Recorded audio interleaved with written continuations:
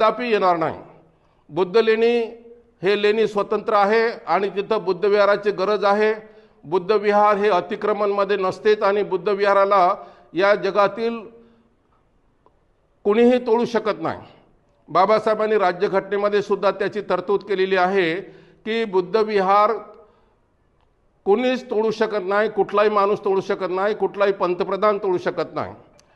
तरी सुद्धा हे वारंवार आम्हाला जे काही डिचवण्याचा प्रयत्न करतात, त्रास देण्याचा प्रयत्न करतात, तर तो त्रास वारंवार होऊ नये म्हणून आता ह्या सगळ्या जागृत उपासकांनी येत्या 7 तारखेला मोर्चाचं आयोजन करून शासनाला काही सबक शिकवावा, शासनाला याची जाण करून द्यावी की याच्यानंतर बुद्ध लेणीवर असं काही कोणी डोळे उचलून उघडून अशा वाईट नजरेनं पाहू नये।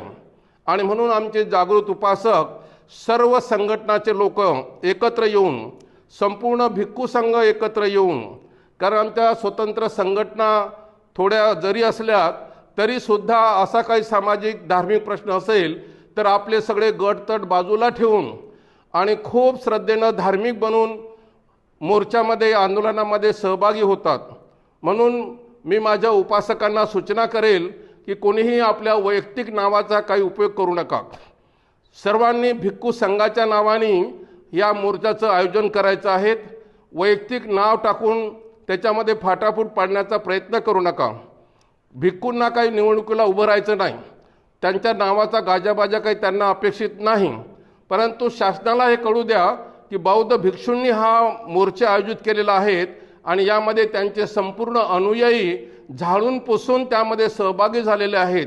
म्हणून आपले पद गट तट थोडसे बाजूला ठेवून या मोर्चामध्ये अधिकाधिक लोकांनी सहभागी व्हावं आणि पुढे भविष्यामध्ये मी नसेल कदाचित त्यावेळेस अशी आपत्ती तुमच्यावर येऊ नये त्यासाठी ह्या मोर्चाचं आयोजन केलेलं आहे। तर सर्वांनी आपल्या घराघरातून लेकरा बाळासहित या मोर्चात सहभागी व्हायचे आहेत। मोर्चामध्ये नोंद ठेवायची आहे की आपल्याला पुढे भविष्यामध्ये सरकार बदलेल, भविष्यामध्ये पदं बदलतील, परंतु बुद्ध लेणी जी आहे तीच राहणार आहे। तर कोणी येऊन आणखी एखाद्या भामट्यांनी अशी नोटीस लावावी आणि वातावरण गढूळ करावं अशी घटना कदापिही भविष्यात होऊ नये त्यासाठी तुम्ही सर्वांनी मिळून येणाऱ्या 7 तारखेच्या मोर्चात सहभागी व्हा असं मी तुम्हाला सर्वांना बुद्ध घेऊन आवाहन करत आहेत।